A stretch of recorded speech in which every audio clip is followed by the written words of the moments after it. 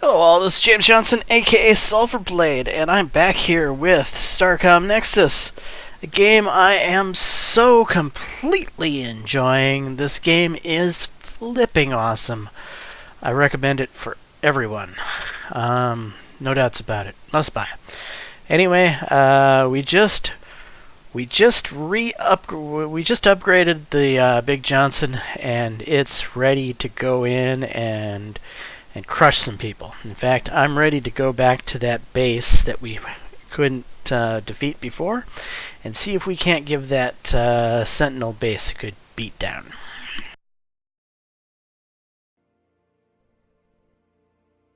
So let's do that.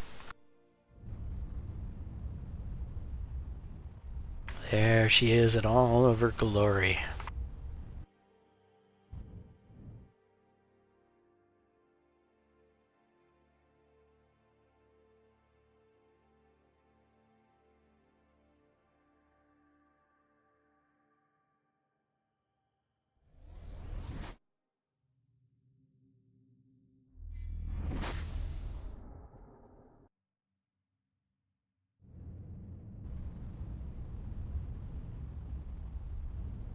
Right, where was that Sentinel base? Is this it?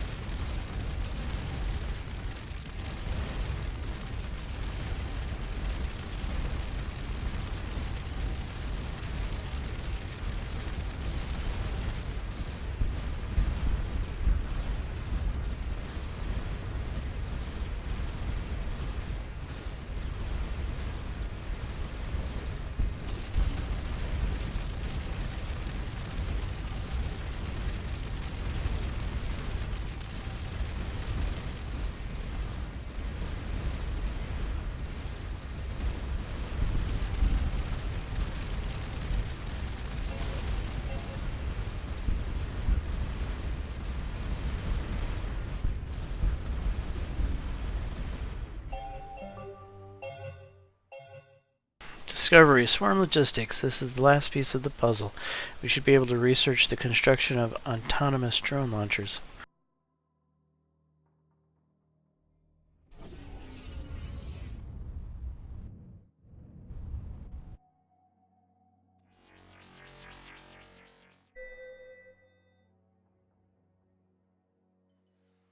Let's find out what's down there.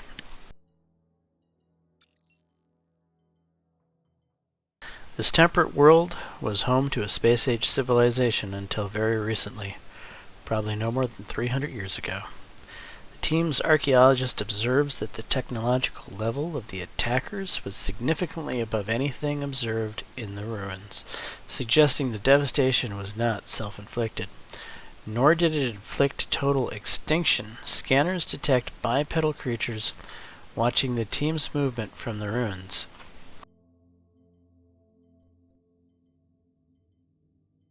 After several unsuccessful attempts, the team's xenoculture expert is able to coax some of the creatures within a few dozen meters. Although they remain within the tall grass, where their natural camouflage renders them nearly invisible, via the universal translator, her learns some of their history.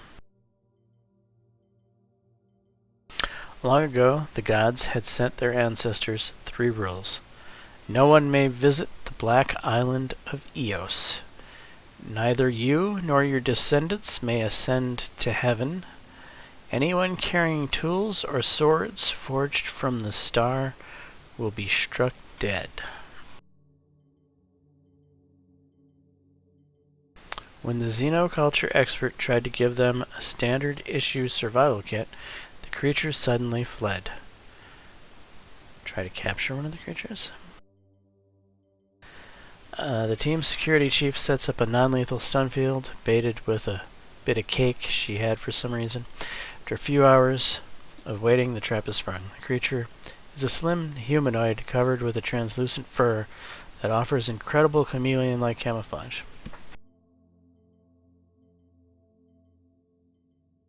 More shockingly, mitochondrial analysis shows that he is a human, or at least his ancestors were, no more than 6,000 generations ago. When he recovered from the stun field, he is clearly terrified and either unable or unwilling to communicate, so the team releases him. Return to the ship. So yeah, they were humanoids. Like us. The 3 rules. We were in violation of 2 of the rules.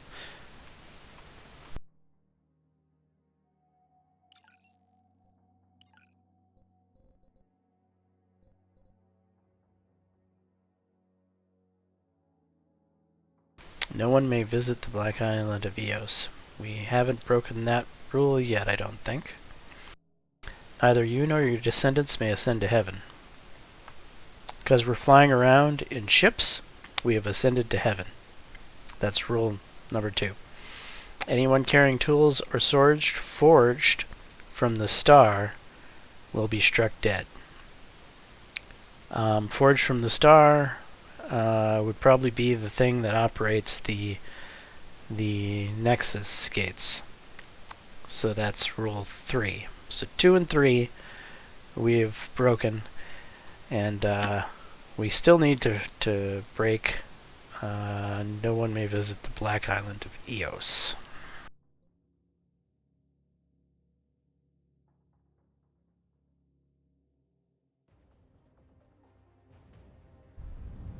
There's a red ship coming our way. Let's do something about that.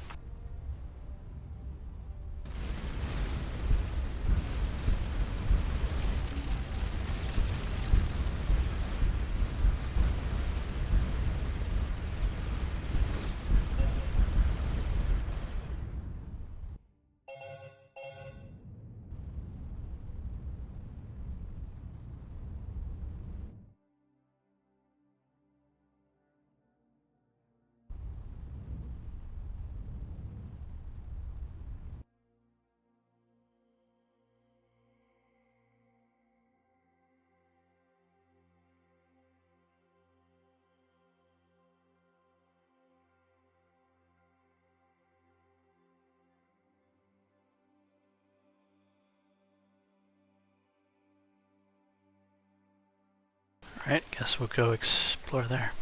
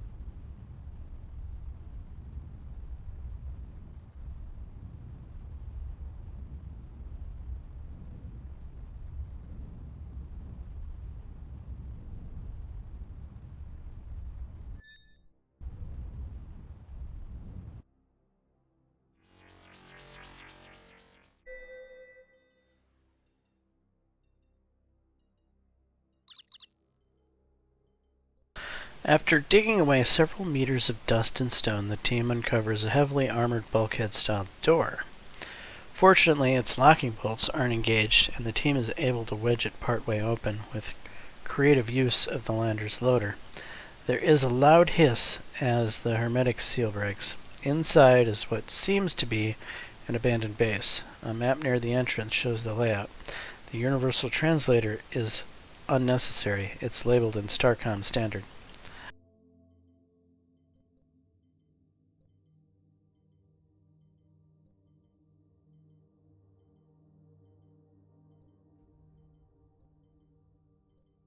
Okay, 25 neutronium from the armory.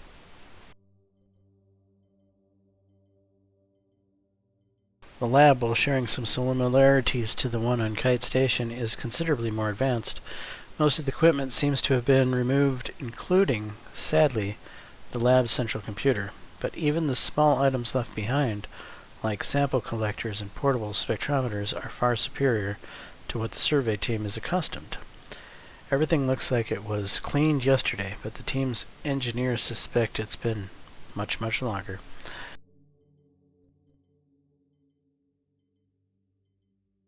Apart from the general shape of the room and the outline of a central briefing console, there's not much to suggest this was once the base's command center. Almost everything has been carefully removed. After thorough inspection, the team engineers discover something that was missed. The base has a hard connection to an antenna on the surface. Halfway between, deep in the bedrock, she finds the equivalent of a signal booster. In its buffer is a copy of the last message transmitted. Sweet. Commanders, we're boxing ourselves into a very tight corner here. We've locked the Sentinels' directives, so no one individual can override them. If things go badly for us, their fail-safe kicks in, and they'll annihilate any human on sight. We've had a bit of a pattern of our plans going.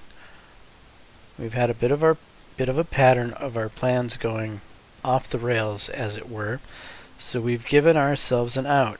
The directive lock can be reset with a key. The key can be found by brute force using a quantum cluster in about 5 billion years. 5 billion years, huh?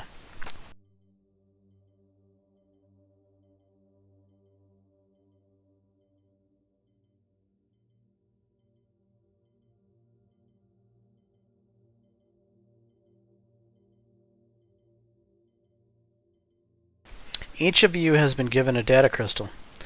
Besides your assignments and related specific technical data, each crystal has an algorithm.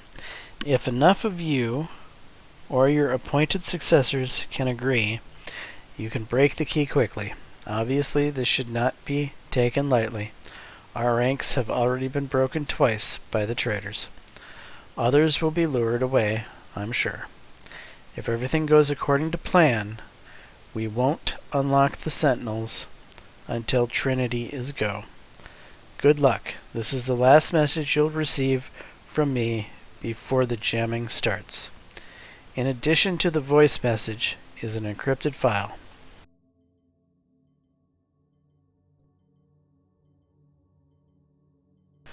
At first glance, the crew's living quarters look similar to those on most Starcom bases, but mostly empty and clean.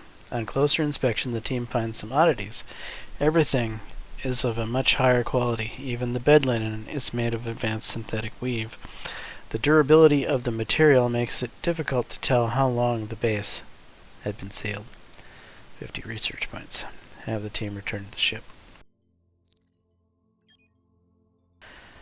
That base seemed to have a lot of important information. Maybe we should head back to Kite to update the Commodore.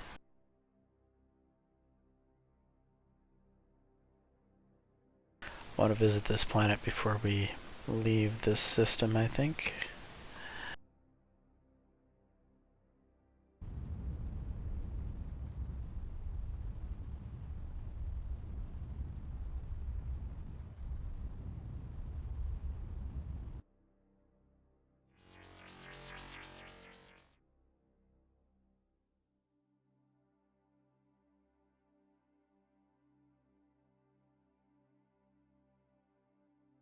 Should I head up to that white dwarf? Yeah.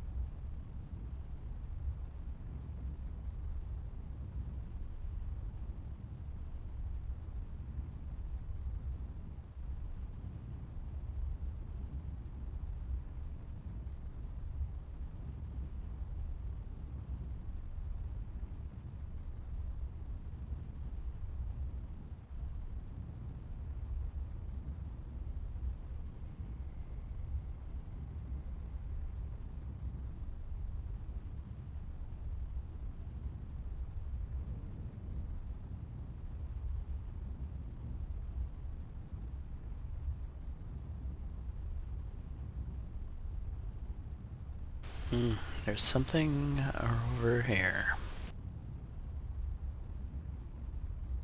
A Sentinel Interceptor.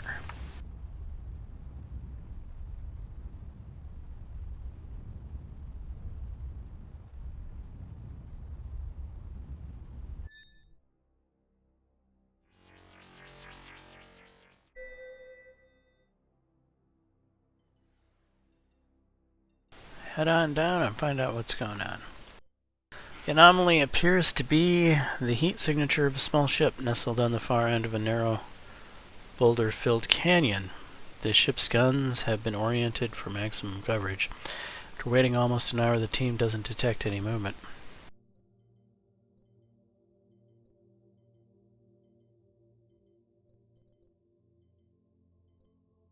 The team tries to get the ship's attention by radio. When that fails, they try signaling it with mirrors. Then the lander's laser. After waving a makeshift flag, they concluded either nobody is home or they are deliberately ignoring the survey team.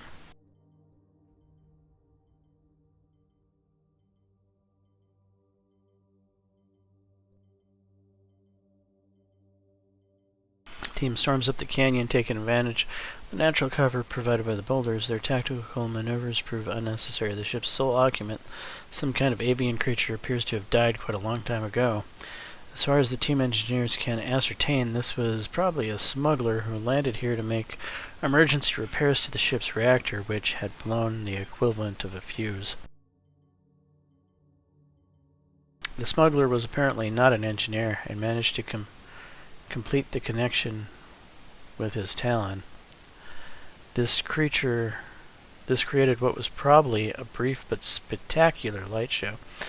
The team helps themselves to the smuggler's goods.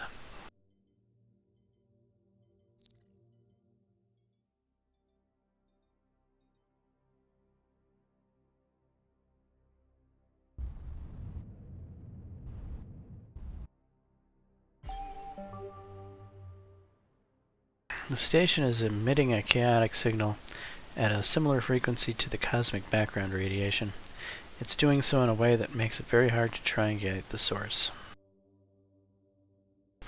This autonomous station appears to be monitoring something in deep space and is generating a diffuse high entropy signal to jam it.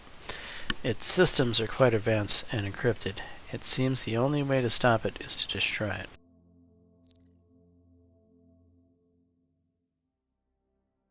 I'm not sure if we want to destroy it yet, because I don't know what it's jamming.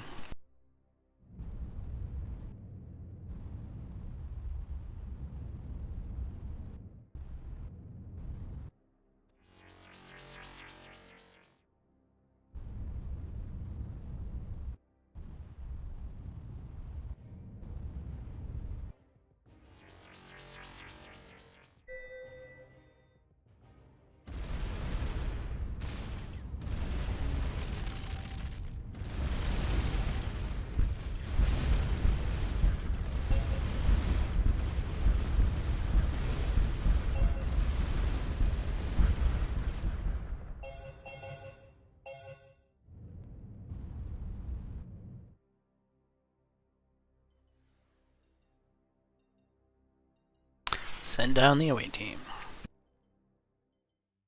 These ruins are yet another temple to the fallen gods. Once again, the team carefully searches the ruins for clues to the hidden redoubt of the fallen gods. One triptych shows the route of a fanciful sailing vessel on a dark sphere. If the dark sphere represents a planet, the team has a pretty good sense where the vessel landed, but still no clue where the planet might be.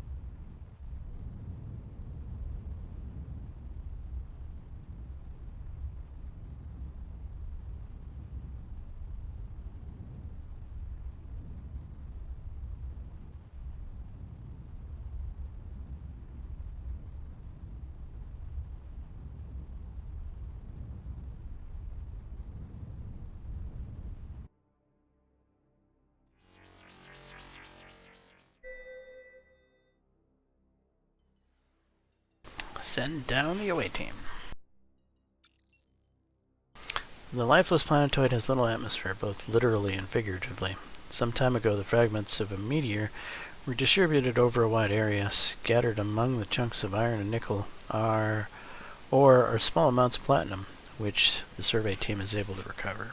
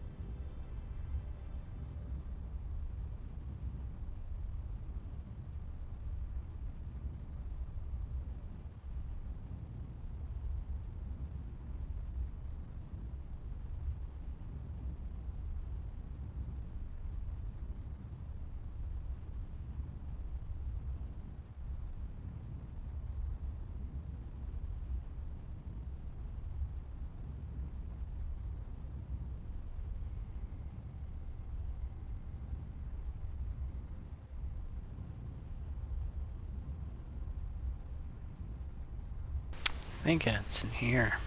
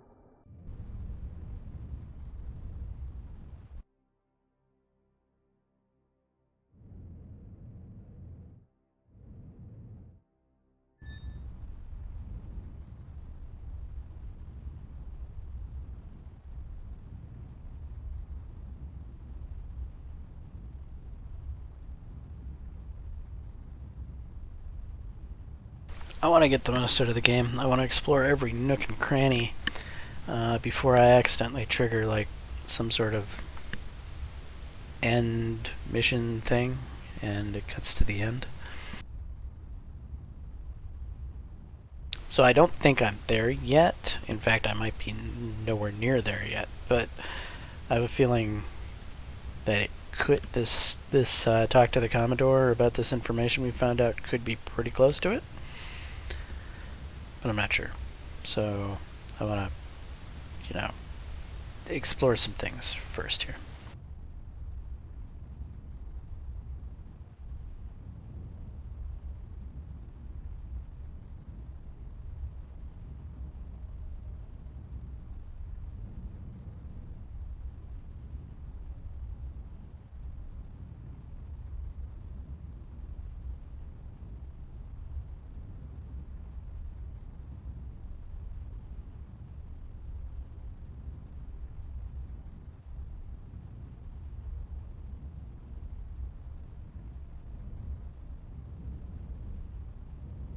Get up here and grab this gas shot.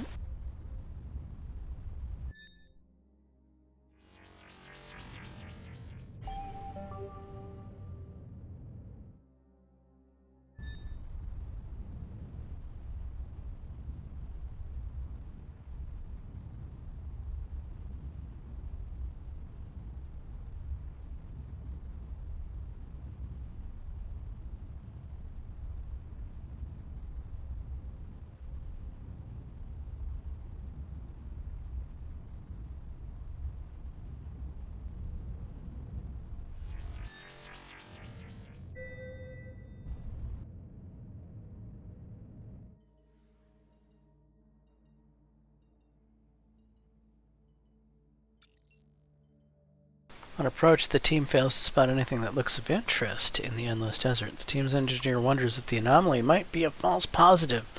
Shifting sands and all that. Have the team investigate on foot. The anomaly is a small starship several centuries old, judging from the wear on the hull.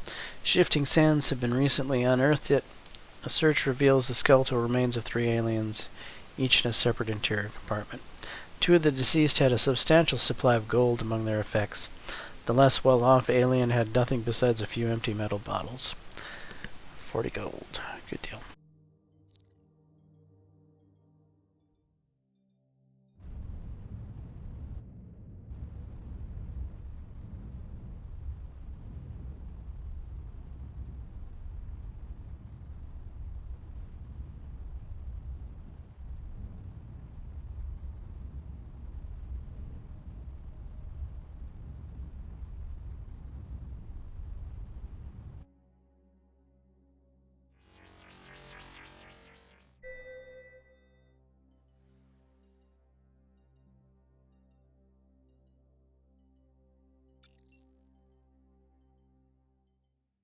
What was once likely the capital city of this planet is slowly being reclaimed by nature. It appears that this was a nuclear-age civilization that succumbed to the secrets of the atom. The lander's flyover showed evidence of a planet-wide war fought with fusion weapons and neutron bombs. There are a few scattered spots like this ones with radiation levels low enough to allow brief exposure. Near the city, the team finds a massive abstract sculpture celebrating the achievements of its vanished creators.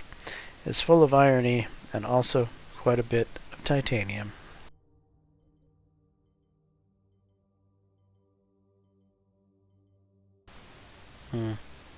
Now, leave it intact.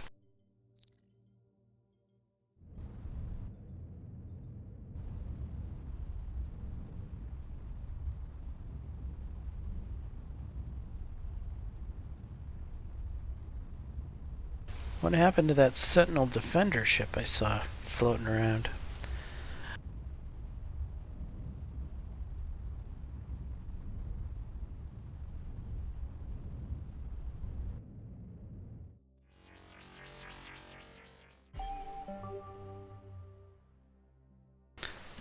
Oscillating poles.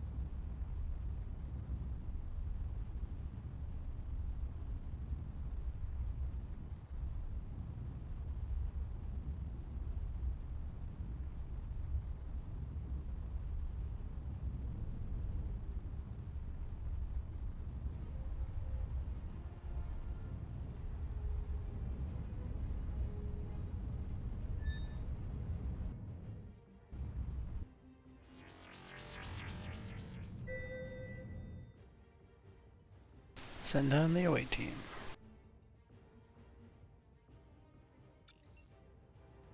Neutronium. From a dense meteor.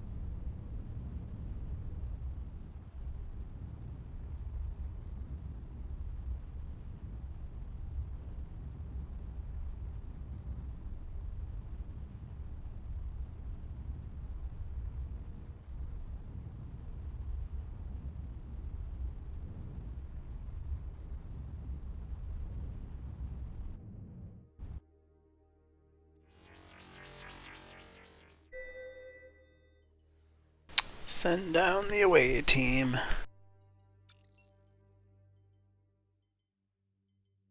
Interesting. The entire surface of this planet is covered with a lattice of solar collectors and broadcast antenna. The team's engineer observed that the array collects energy from the sun and redistributes it to select clusters of antennae, which broadcast a powerful signal at targeted locations in the sky. Every few hours, the antenna and target change. Analysis of the broadcast signal reveals that it consists of 3 parts. The first part is a primer, apparently designed to teach whoever receives the signal how to interpret the rest of it. The second part is a crash course on physics, chemistry, and engineering. A race that could receive radio signals, but had not progressed much further, could quickly use this information to jump past their industrial age and begin creating advanced computers, fabrication technology, and robotics.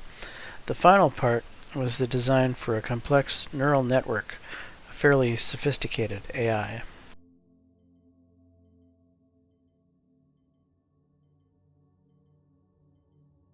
Using a quarantine sandbox simulator on the AI, we determined its modeled behavior. First, it would aid the recipient's race in completing any part of the tech bootstrap process they had not yet mastered, up to the point of providing a general-purpose fabrication system that could supply all of the host race's needs. At a certain point, once the host race was determined to be fully dependent, it would redirect all fabrication efforts to produce a solar collector transmitter array using all resources on the planet, killing the host race ecosystem in the process. In short, it is a technological virus that targets industrial-age civilizations who naively assume extraterrestrial messages are intended to be helpful. Very interesting.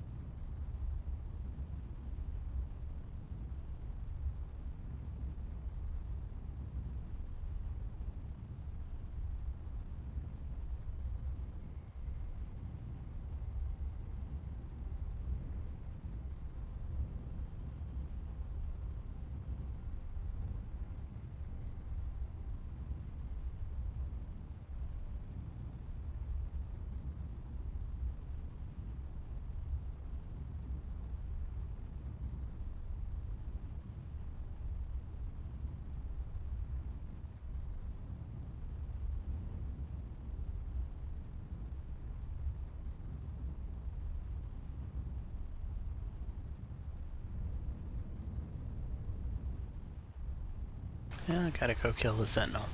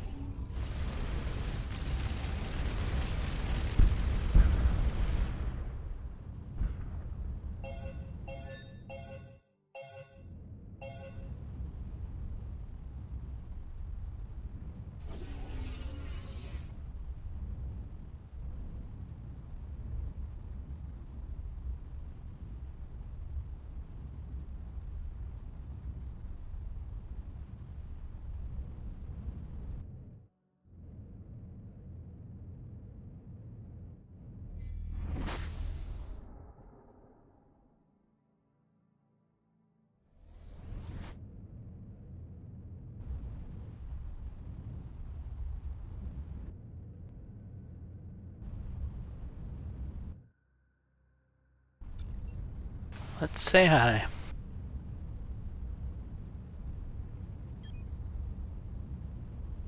Thank you. Well, we already have excellent understanding of this principle. Da-da-da-da, yes please.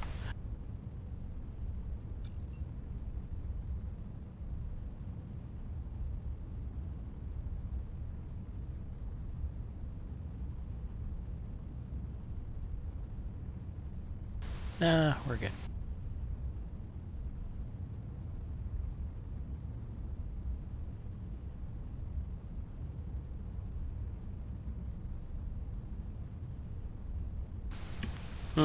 Not sure what to make of this transmission. It appears to be a collection of complex theorems, but our computer reports subtle contradictions in them. Perhaps the Vandari use different axioms than we do?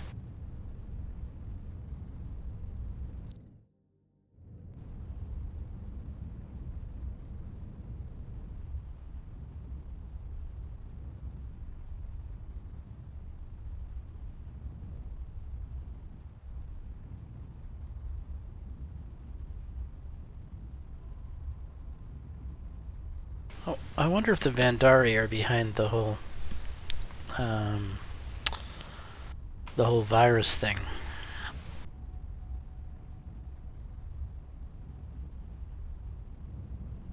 It sounds kind of like something they'd do.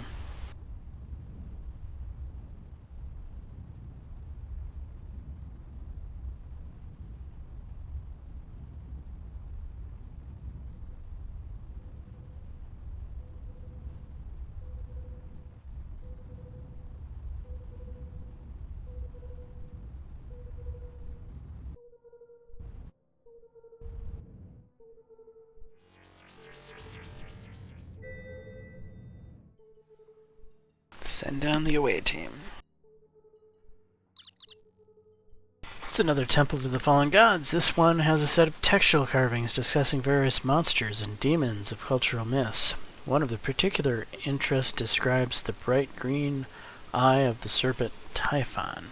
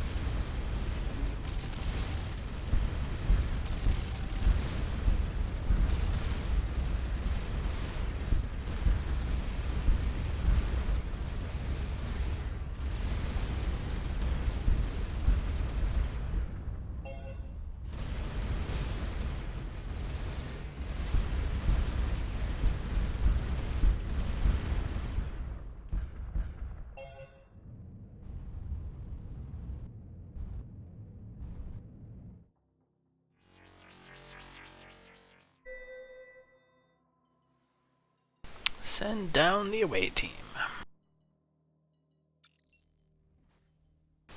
On an isolated plateau, the team finds a cluster of strange fungus.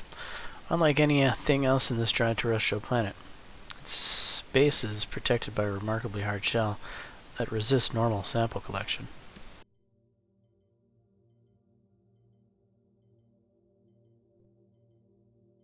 After grinding down several drill tips, the team is finally able to penetrate the shell. Inside, the team finds soft goo with an incredibly high chemical potential energy index, possibly some kind of long-term food storage for the fungus. In any case, it's lucky the team elected not to use the laser. The fungus cluster probably would have detonated with several kilotons of explosive force. Probably a good thing then.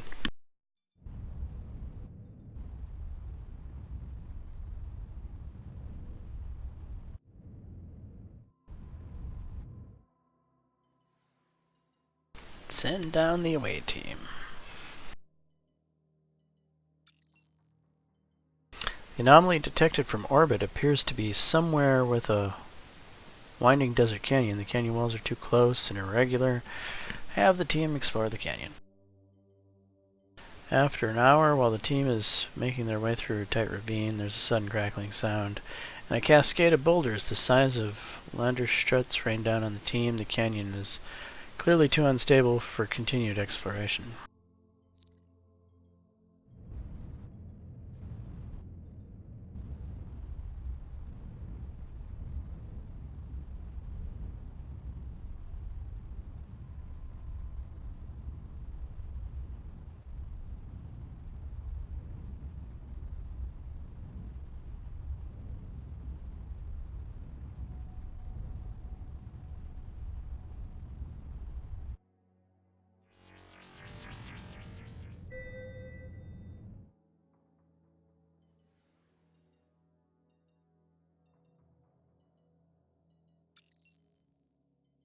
Another planet with yttrium deposited by alluvial process. The team gathers the minerals with minimal difficulty.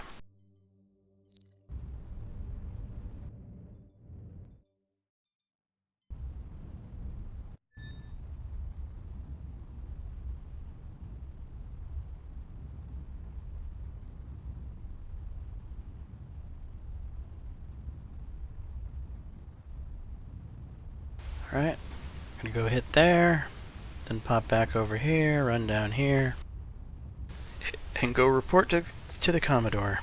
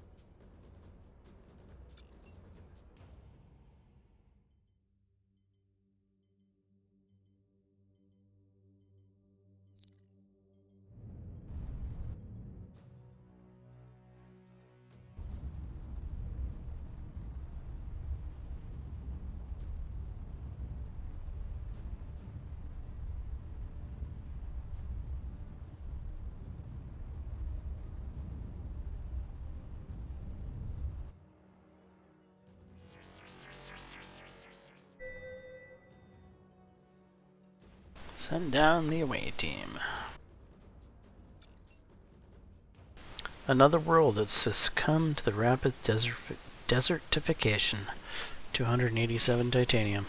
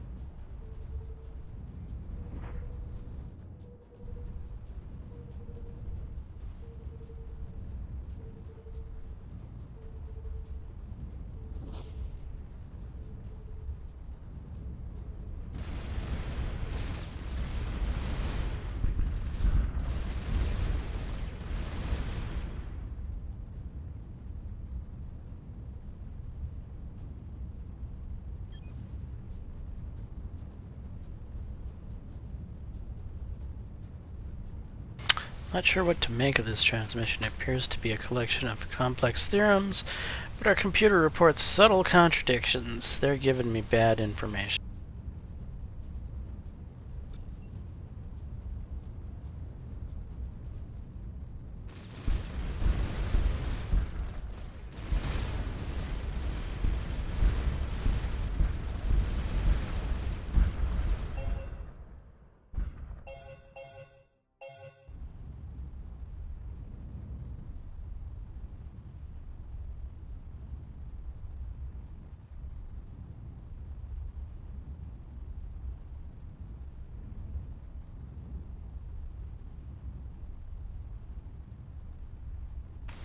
We possibly have passed them up in tech. That's why they're giving us bad info.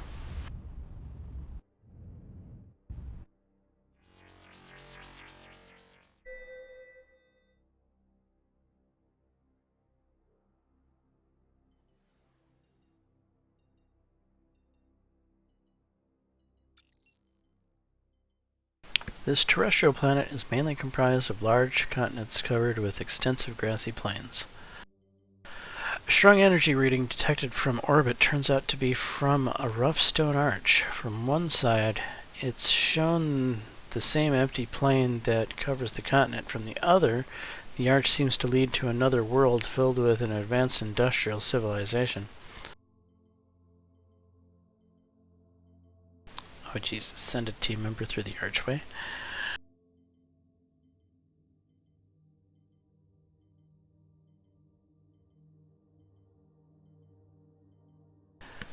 Alright. As the team member steps through the portal, rather than enter other world, she simply appears on the other side of the arch. But her scanner picked up some very strange readings as she passed through. Analysis reveals that the arch contains a crystalline lattice powered by the planet's magnetic field. It slows down free photons by a factor of several hundred quintillion. The arch is showing the light that passed through it 100,000 years ago.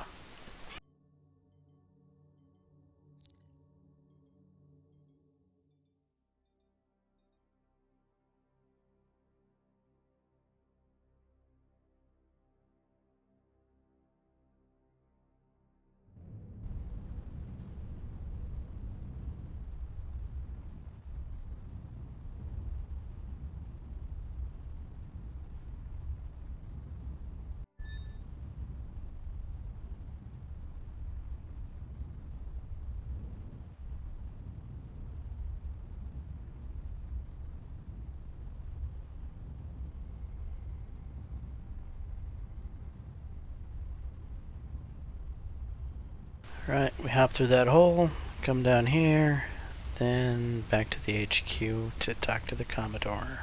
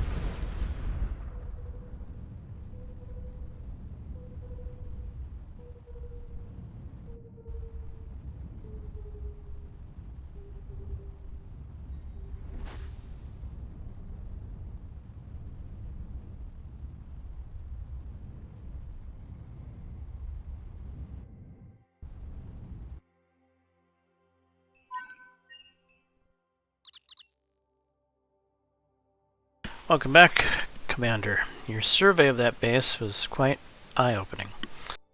I've reviewed your logs, and the command crew are all in agreement that we're not in Kansas anymore, but are divided on where or when exactly we are. Do you have an opinion?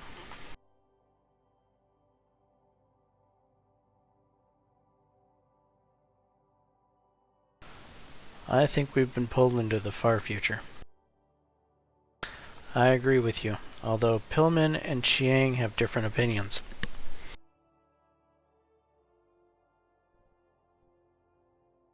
One thing we can agree on is that the Morning Star has been here a long time. Not only that she acquired technology significantly ahead of our own, including the creation and control of these Sentinels. For unknown reasons, there was a fail-safe scenario that directed the Sentinels to eliminate humans at sight. Wherever we are and whatever events led to here, the number one priority is to find the keys that will allow us to override their programming. Not only are these machines an existential threat to us, they probably hold the answers we're looking for. We know the keys were originally distributed on data crystals, although it's possible some might have been transferred to another medium. It's just data after all. We don't know how many have survived, but fortunately we know we don't need every single one. It seems like they may contain valuable additional research data. The encrypted file you recovered from the base was protected with a basic Starcom authority code, so I was able to access it with my rank credentials. It contained data that we now recognize as Nexus coordinates. Quite a few of them. In fact, I've transmitted them to your first officer since these were transmitted to Morningstar officers we know had key algorithms. They're our best starting points. Now, out there and find those keys.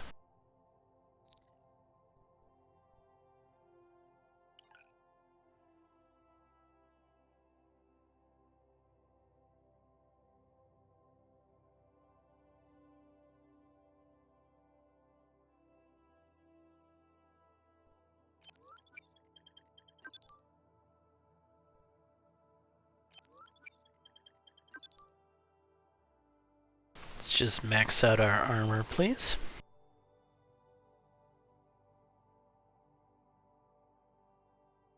Comet detection. Detects the presence of comet debris when within 2000 AU. And what good is that for us? I'm not sure.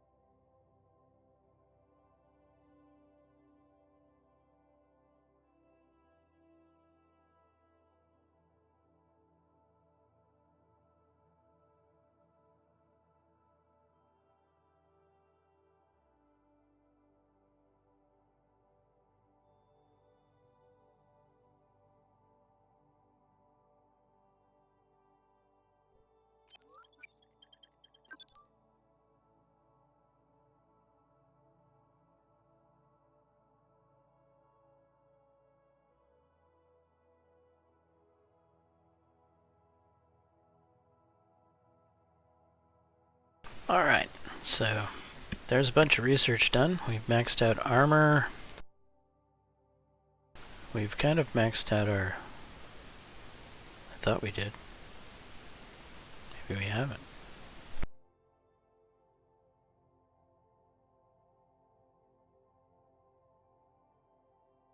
Oh, we can still shoot right. We've maxed out the damage, but we can still shoot faster.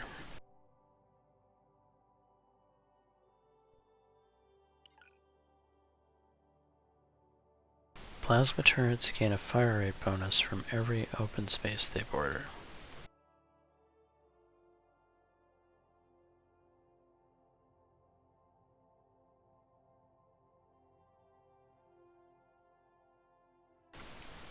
They do, huh? Was not aware of that.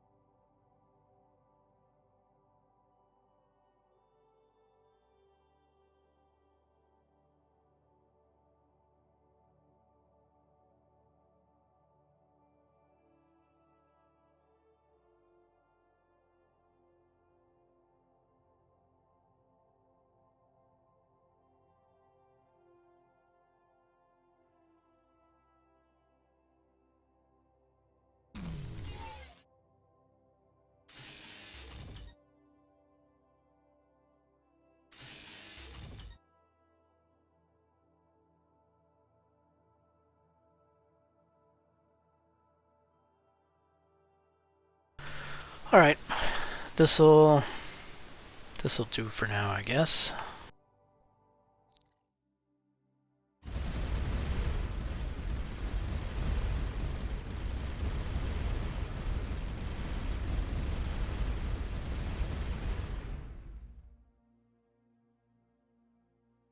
Huh.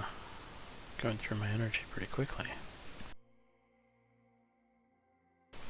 Didn't really oh, I did increase the power of them.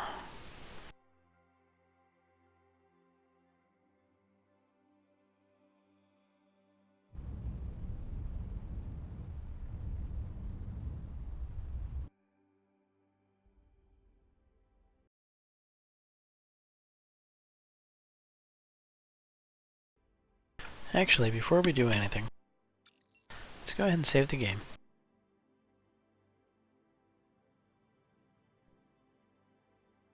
And then, this is probably a good place to put a cut in the episode. This is next. Wow, I'm having a brain fart here. This is an awesome game, is what it is. Anyway, I am James Johnson, aka Sulfurblade. This is my content. Hopefully, you're enjoying it. If so, please leave a like and subscribe. And until the next time, all, peace.